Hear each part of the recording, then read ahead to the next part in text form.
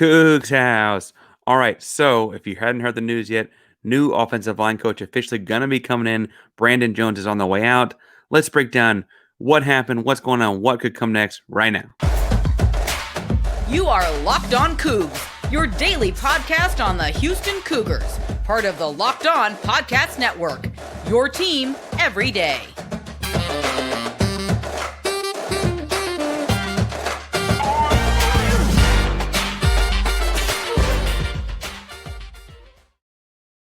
Welcome to Locked On Cougs, the daily podcast about your Houston Cougars. I'm your host, Houston-born teacher and coach Parker Ainsworth, here to break down all things Cougs. If you're a U of H fan, just a hater who can step by, please be sure to subscribe down below. That way you get the latest in your news feed from the Houston Cougs each and every day. We appreciate you making Locked On Cougs your first listen of the day. Welcome back to the YouTube channel. It's good to see you again. Remember, we're going to do a giveaway with our buddies at Sparkle at 500 subscribers. So we're at about 480, so we're very, very close. Make sure you start hitting that subscribe button to get us there. To be entered to win, you got to be leaving comments on the videos. Today, we're going to talk a lot about football. If that's not your jam, I know University of Houston's got a lot of basketball fans across the country, obviously. You can comment below, or if you just don't want to talk about, Coach Brandon Jones, the offensive line, I guess, comment below and tell us, in honor of offensive line coaches, do you like pancakes or waffles? Now, we're going to talk some about Brandon Jones and his impact on Houston in the first segment, kind of A, what went well, and B, what ultimately went wrong. And then in the second segment, we're going to look a little bit more at who could be coming in for Jones. These are completely unreported. This news broke on Monday night. You're listening to this on Tuesday morning, like you and I are just sitting here and talking about this right now. And so in that second segment, we're looking at what offensive line coaches are out there that could use promotion and working for a team like U of H. I don't want to go after fired people necessarily, so I got three guys in mind. And then in the third segment, we are going to shift gears back to a brief basketball bit. Houston did fall to number 3 in the AP ranking, and so we're going to look a little bit at what the rankings look like on that. But first, as talking about Brandon Jones, I think first we need to make sure we give a caps off to all things Jones and his time at the U of H. Now, his time at the University of Houston was impressive. He got here after a brief stint at Texas Tech and came in 2019. Kind of saw the explosion under the Holgorsen era. And I say explosion. I know there's some people. I can already see the comments flying. Oh, explosion! What are you talking about? We won 8-5 this year. What I will say is the Holgorsen era brought a renewed level of expectations to Houston that he may have denied himself ultimately, but it really was a different vibe with him stepping on campus. And frankly, it was kind of felt like a guy that was here to stay, whereas Major, maybe not, and Herman, maybe not. And no, Holgorsen's here to stay. And a big part of that was, part of that's the money, I guess, but the big part of that on the coaching staff was the offensive output. Obviously, Clayton Tune and Tank Thel had a big role in that, but the offensive line play was phenomenal, even in an 8-5 season. Brandon Jones was also promoted to the running game coordinator in 2021, right before Houston went 12-2. And I think that's important to remember and to put up, when talking about the Brandon Jones time at U of H.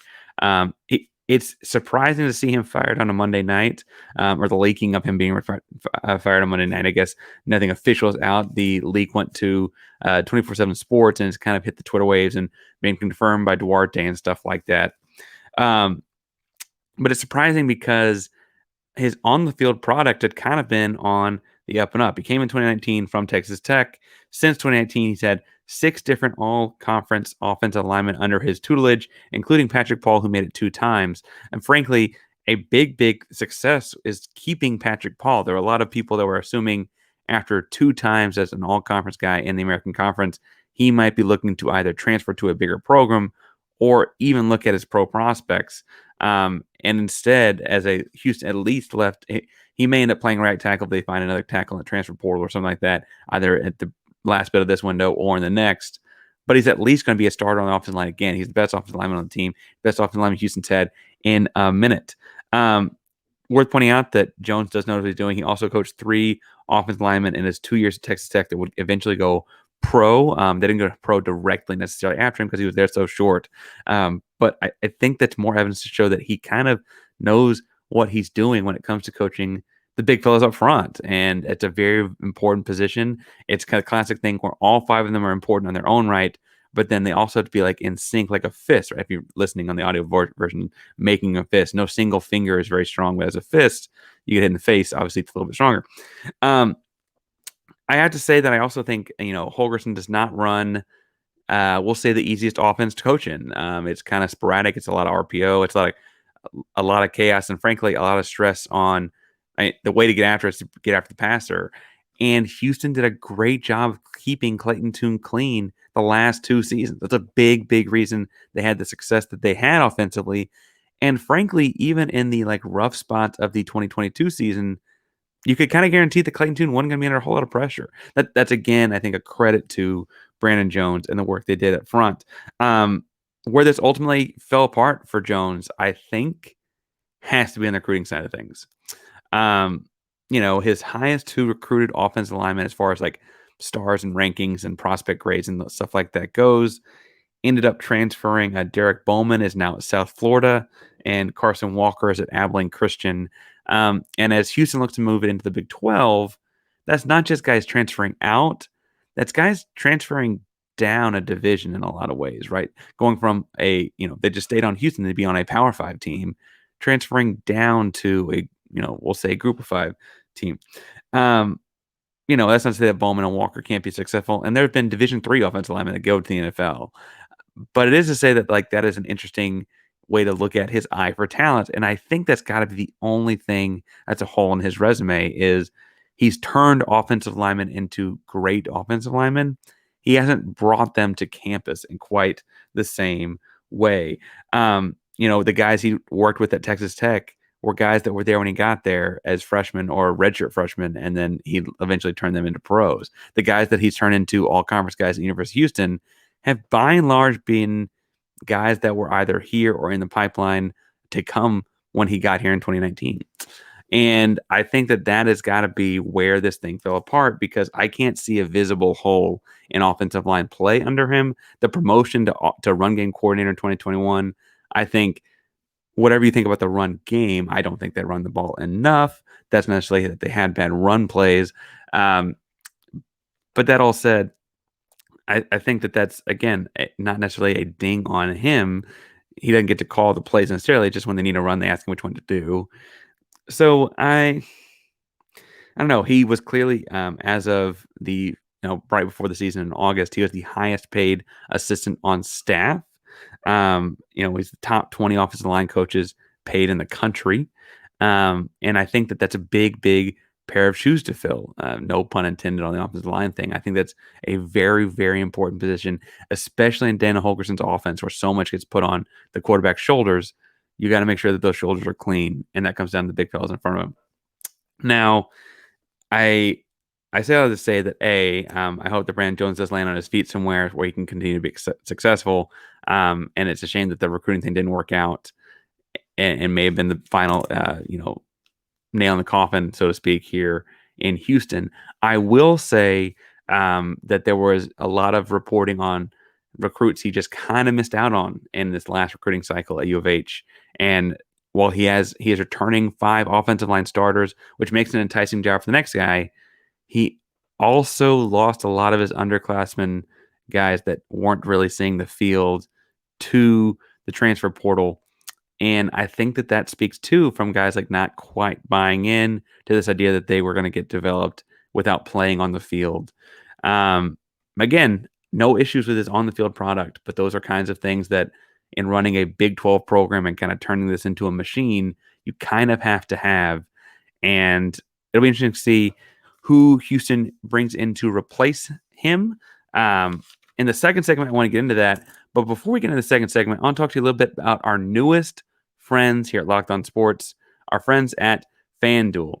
Now, the NFL playoffs are here, and we're all really excited about our new sports betting partner for Locked On because they're great. They're the number one sports book in America, FanDuel. If you're new to FanDuel, it's even better. They have so many great features to get you betting on sports that it's so fun and easy. New customers join today. Get started with $150 in free bets guaranteed when you place your first $5 bet.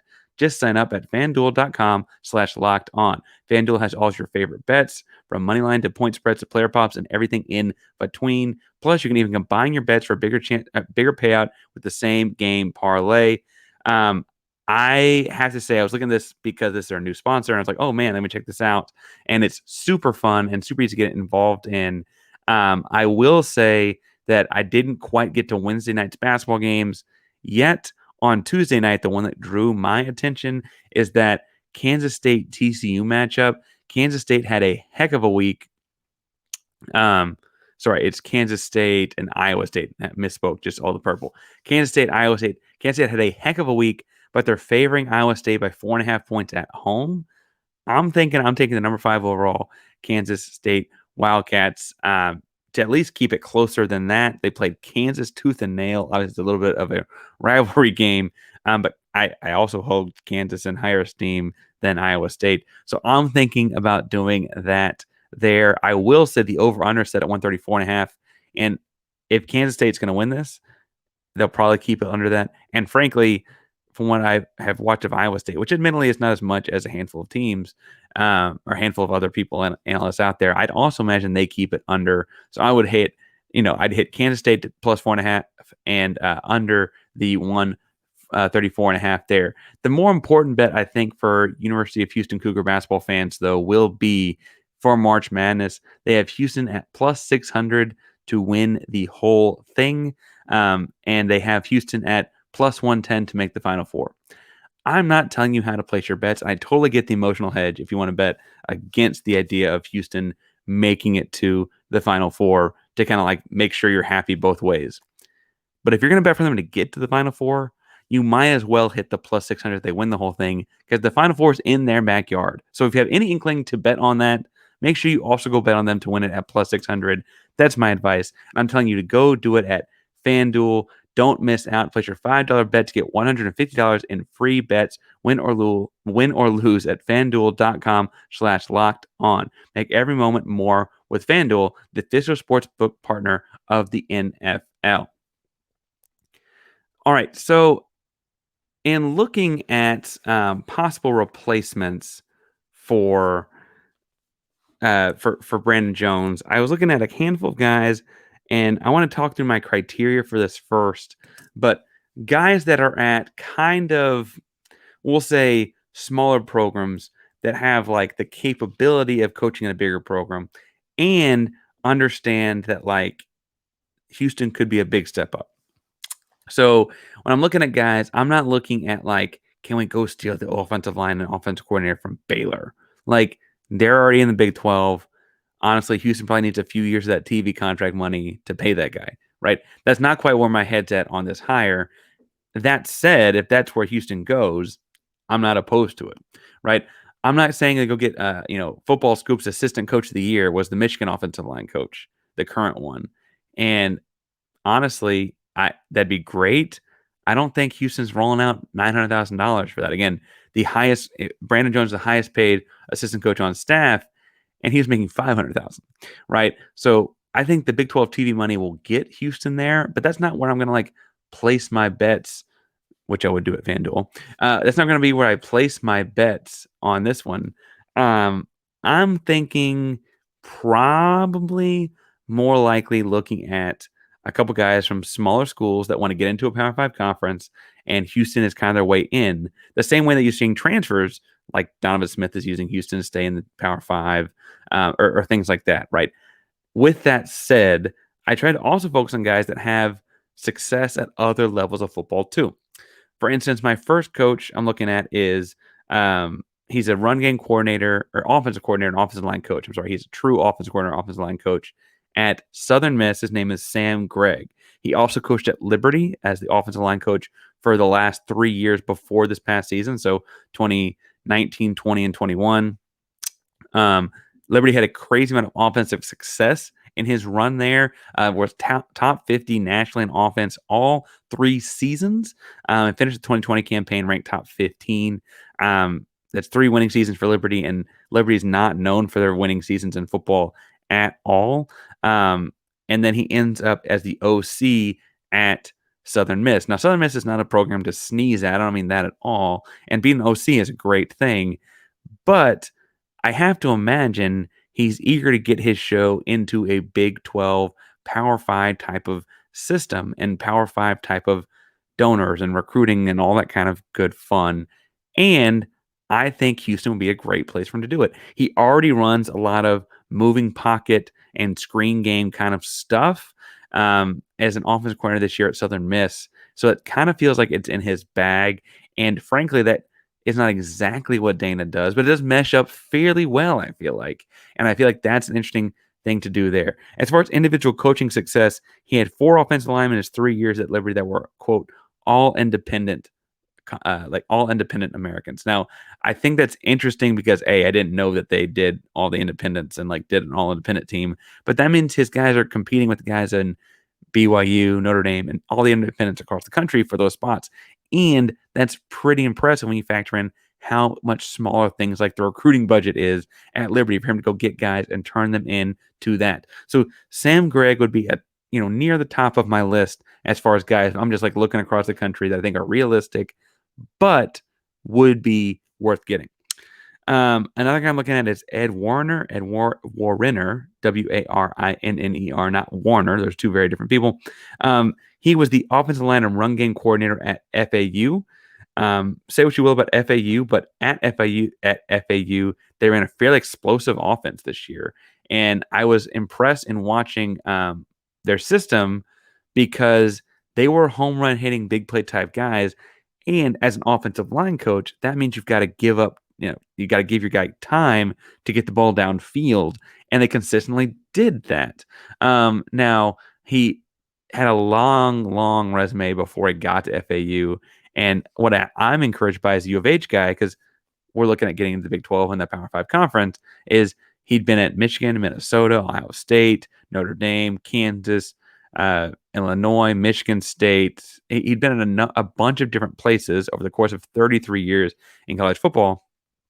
And I think that all that like experience would be great to have on staff as you're moving into a big conference. The other thing I'll say is while he was at Michigan in his second season, all 5 of his offensive linemen earned some all-conference award, either first team, second team, third team, in the Big Ten, a conference known for producing top caliber, NFL-ready offensive linemen. And so he clearly understands how to work with highly talented kids and clearly knows how to like maximize their talent. I think it's easier to forget that like before he got there, what was it in 2019? If I'm doing my math right, he got there. They were kind of in the doldrums of the conference, right? They lost to Ohio State a bunch of times, and that's when they started bringing Harbaugh in on those kinds of things to fix things. And he's one of the Harbaugh hires that ends up moving on to get a little bit more of a promotion at FAU. I think the deal is he could be the run game coordinator and offensive line coach, have the exact same job title at Houston, but it becomes a promotion for him because of the move up. Whereas at all these previous Power 5 stops, he'd been the offensive line coach on its own.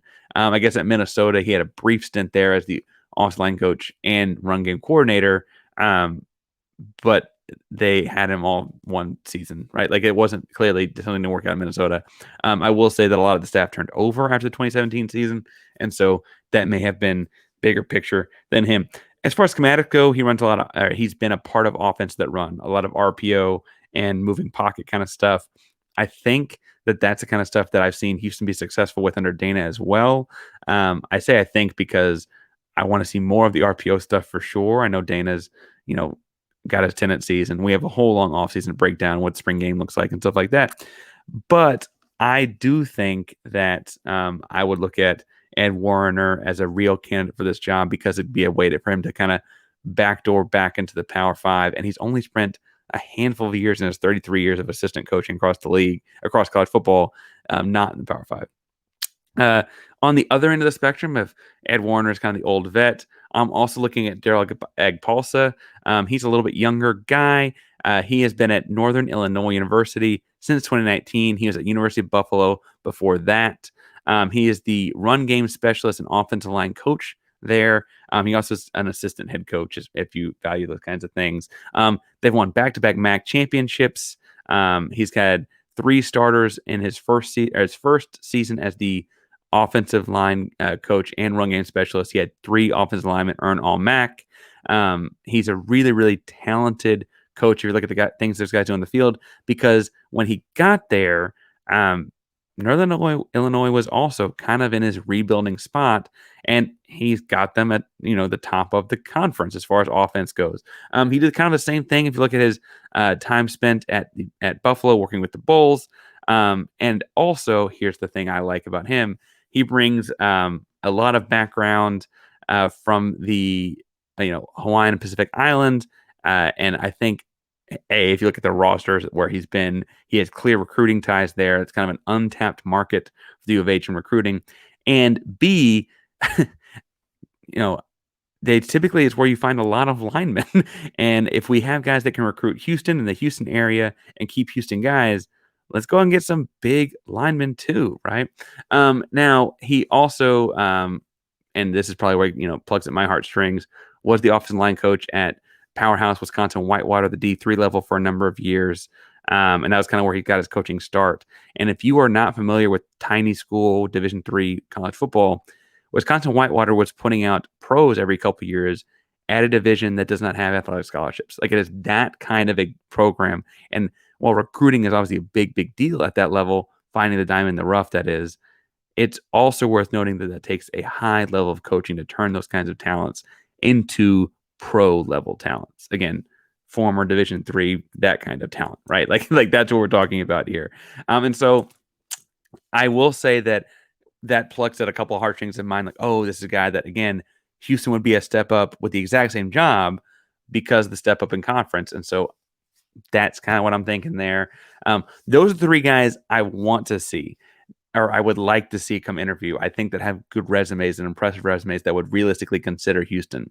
If you've got similar guys or thinking full of crap, let me know in the comments below, because I would like to know what you're thinking as far as who can come and replace the offensive line coach, or who could do as good a job on the field while maybe tying up some loose ends in recruiting.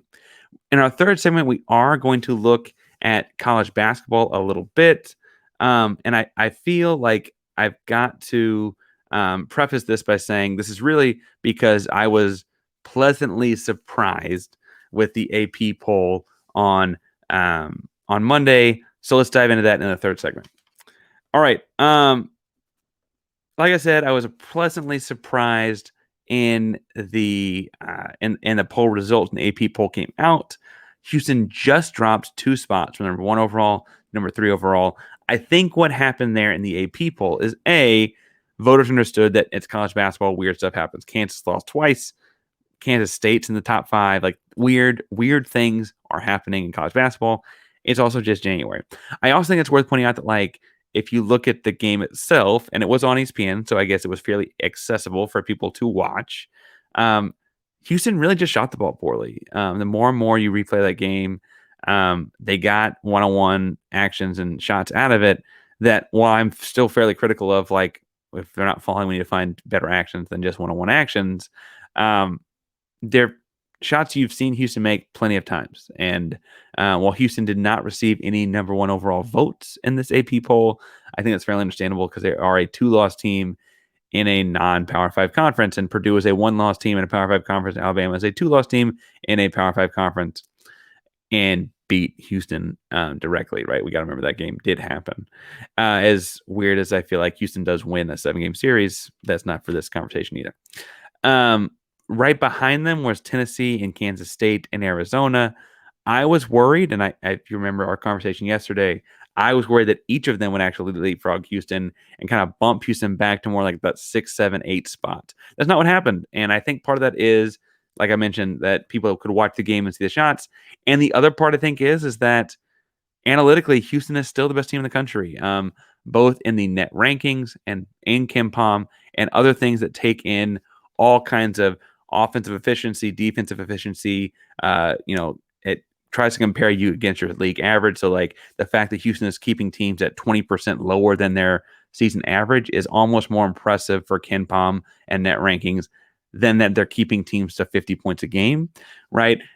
So those kinds of factors are all really, really important in this. And what's, I think, interesting is that in both net rankings and KenPom, a lot of the top 10 teams are just kind of mixed up in order, and they both have Houston at the top.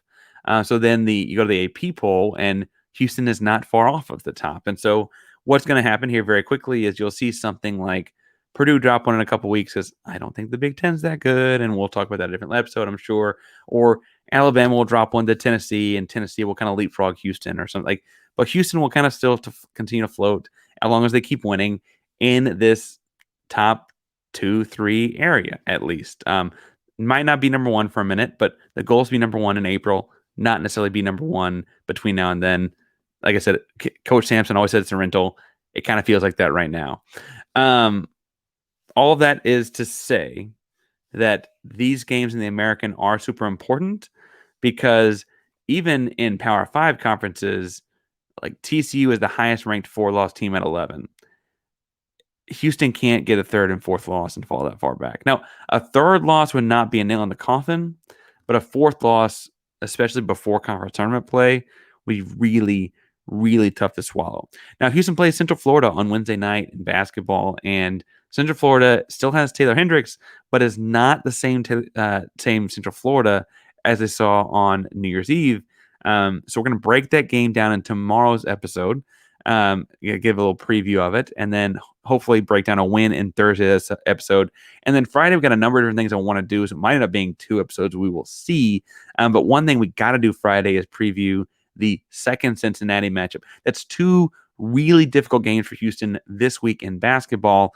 And I have to say, if they can win both those games, Tennessee plays Texas. That could be a tough matchup. One of them loses. Alabama also plays in the Big 12 SEC showdown. And so, there's potential losses afoot in front of us.